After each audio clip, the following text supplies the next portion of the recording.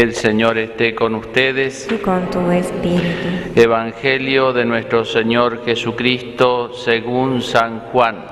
Gloria a ti, Señor. Antes de la fiesta de Pascua, Jesús lavó los pies a sus discípulos y les dijo: les aseguro que el servidor no es más grande que su Señor, ni el enviado más grande que el que lo envía. Ustedes serán felices si sabiendo estas cosas las practican. No lo digo por todos ustedes, yo conozco a los que he elegido, pero es necesario que se cumpla la Escritura que dice: el que comparte mi pan se volvió contra mí. Les digo esto desde ahora, antes que suceda, para que cuando suceda crean que yo soy. Les aseguro que el que recibe al que yo envíe, me recibe a mí, y el que me recibe, recibe al que me envió. Palabra del Señor. Gloria a ti, Señor Jesús.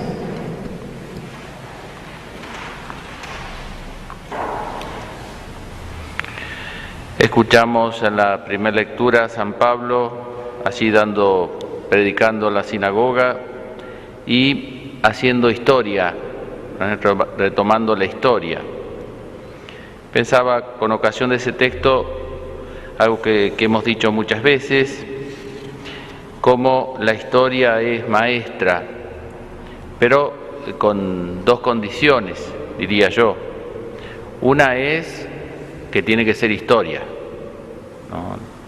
Es maestra cuando ya pasa, necesita uno tiempo. Nadie tiene la lucidez suficiente en el momento histórico para ver con claridad las cosas, excepto un don especial de Dios, un carisma, un profeta.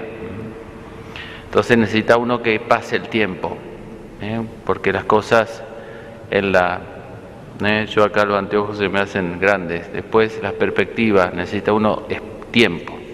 Y la segunda condición es que uno haga como una suerte de metafísica de la historia y vaya más allá de los hechos materialmente considerados y sepa descubrir la mano de Dios, sepa descubrir la libertad humana, las virtudes y los vicios humanos, que más o menos son siempre los mismos, disfrazados de un modo u otro, pero el ser humano esencialmente es el mismo siempre, y sepa descubrir esas nervaduras para encontrar como un valor permanente, porque hay cosas en la historia que no se vuelven a repetir así tal cual, materialmente considerados.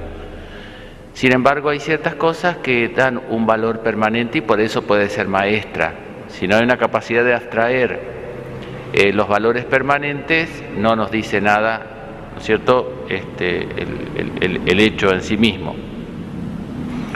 Y la historia del pueblo de Israel, la historia sagrada, que es la que retoma San Pablo, la historia de la Iglesia, nosotros ahora ya tenemos más perspectiva inclusive que San Pablo, tal vez no una mirada tan aguda como la de él, de fe, pero sí más perspectiva, porque tenemos 2000 años más, tenemos la historia de la Iglesia, le sumamos la historia del cristianismo, del judaísmo, la historia de la Iglesia, la historia del cristianismo.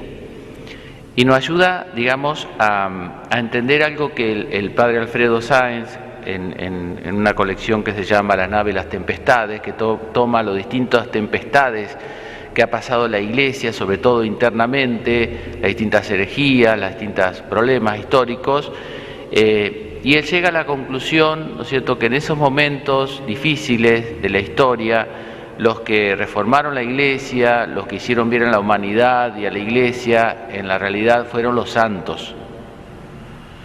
Y eso es lo que vemos en Santa Catalina de Siena, ¿no? En ese momento había dos papas, ¿no?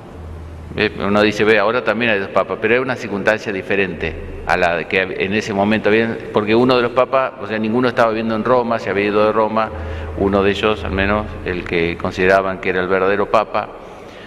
Así que había una gran división en la Iglesia. Después le tocó la peste negra, que liquidó se llevó a la tercera parte de la ciudad de Siena, donde vivía Santa Catalina, ¿no? Porque a uno le parece, vieron, cuando le toca vivir algún momento histórico como el que estamos viviendo, que es lo peor. Vieron, a mí me gusta pensarlo así. Los bienes parece que son mejor los de otro que los de uno, ¿no? No sé por qué cosa, pero parece que lo que tiene el otro siempre es mejor que lo que tiene uno. Y los males, parece que siempre son más grandes los de uno que los del otro, ¿no? Porque uno, viene una persona y dice, me duele el dedo, el otro dice, me duele el hombro, me duele, que uno es como que la cruz de uno es la más pesada, y los bienes del otro son los que más pesan.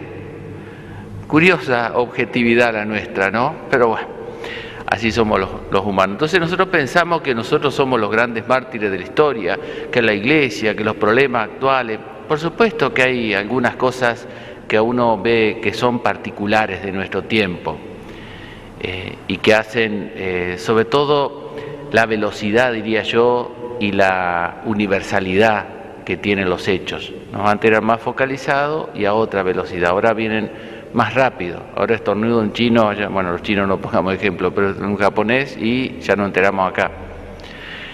Entonces tiene otra velocidad. Pero digo esto, que ayuda para entender cómo sobrevivieron, o sea, sobrevivió la Iglesia y sobrevivieron los santos, fueron los que le hicieron bien a la humanidad. Entonces para nosotros podemos decir, bueno, ¿qué podemos hacer en nuestro tiempo? ¿No? Considerando todas las maladias, no solo las físicas. Yo pensaba estos días que uno podría tocar o ver gente o ver la situación.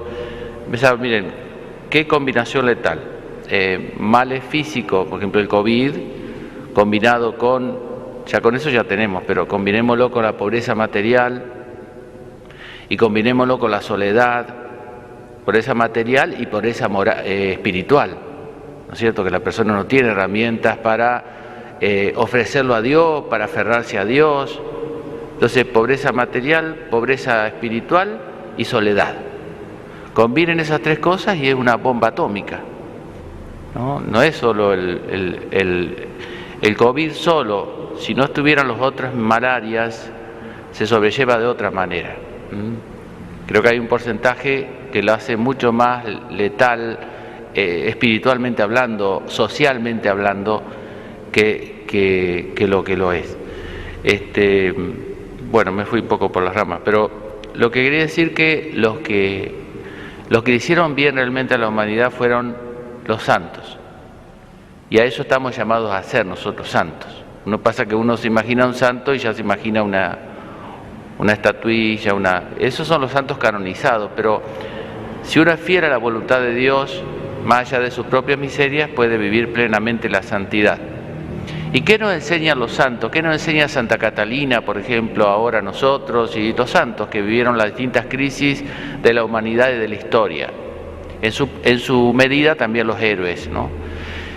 Primero, aceptar el tiempo que vivieron, ¿no? Aceptar el tiempo que vivieron, ver la providencia de Dios en ese momento. Porque si nosotros nos pasamos quejándonos, yo me imagino, ¿no?, el mundo como un gambao virno, la ciudad que tiene mucho smog, que se ve así las grandes ciudades, por ejemplo Santiago de Chile, que más bien, y está el aire enrarecido, parece que flota una nube de smog. Bueno, yo me imagino la humanidad y nosotros, parte de la humanidad y la Iglesia y demás, como una nube de queja que llega a Dios, queja. Nos quejamos por todo, ¿no? En vez de quejarnos tanto, aceptar lo que nos toca vivir, lindo, feo, ¿vieron? Porque en el fondo no nos estamos quejando de esta persona, de este otro, ¿no? No estamos quejando de Dios, le estamos diciendo a Dios, la verdad que el mundo que hiciste es una porquería. Eso le estamos diciendo, no lo decimos así, pero en el fondo decimos eso.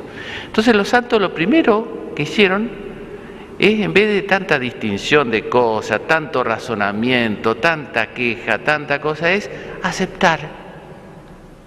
Porque cuando no aceptamos algo, ahí viene la ira, la queja, la impaciencia, el enojo y todos esos males que hacen mal, ¿no? Miren, a Santa Catalina Dios le muestra los pecados de los consagrados en la lista que aparecen ahí, y ella, cuando termina eso, que es como para salir de ahí y agarrar una ametralladora y matarlo a todo, ella, ¿qué hace ahí? se vuelve contra sí misma y le pide perdón ella por sus pecados, ¿no? En vez de enojarse contra contra aquel, la culpa la tiene empieza por él. Entonces ahí tenemos la aceptación de la voluntad de Dios, querida o permitida, pero voluntad de Dios al fin, providencia de Dios al fin, en el mundo y en la iglesia, ¿no es cierto? Porque la voluntad de Dios, la providencia actúa en el mundo y en la iglesia especialmente. Aceptar eso no significa ser ingenuo, pero aceptarlo. Y después empezar por uno mismo. Empezar por uno mismo. El justo comienza a acusarse a sí mismo. Cuando ustedes o yo, frente a una injusticia, a algo que sucede, que siempre despierta esta ira, empiece uno a querer cambiar el mundo, cambiar a los demás, corregir a los otros, y no empiece por sí, como decía el juego de las cartas, desconfío. Hay que empezar por sí, después sí hay que ir por los demás. Pero ya uno va de otra manera, porque cuando empieza por los demás, uno empieza con dureza, porque vieron siempre, en cambio cuando uno empieza por sí, como le va a costar cambiarse, como va a padecer la miseria, como va a tener que recurrir a la misericordia de Dios, cuando tenga que ir a corregir al otro, va a ir con misericordia, porque sabe que no es tan sencillo. En cambio, si empieza por el otro, y uno corta, agarra un bisturí, corta acá, corta allá, total no le duele. Es re fácil así. Bueno, eso y muchas cosas más que nos enseñaron los santos. Que la Virgen entonces en este tiempo nos dé la gracia de que estos grandes santos que tenemos en la historia de la Iglesia, que vivieron otras épocas parecidas y distintas a la vez, nos den la gracia a cada uno de vivir plenamente nuestra vida cristiana, como decíamos, haciendo simplemente y nada más ni nada menos que haciendo lo que tenemos que hacer, lo que Dios quiere que hagamos. Y Dios dará eficacia a eso que es poquito, pero la eficacia la da Dios, para que el pincel de Miguel Ángel no se crea más que un pincel, ¿no? Lo importante es que se deje manejar por Miguel Ángel y va a ser capaz de pintar la Capilla Sixtina. Que la Virgen nos conceda esa gracia.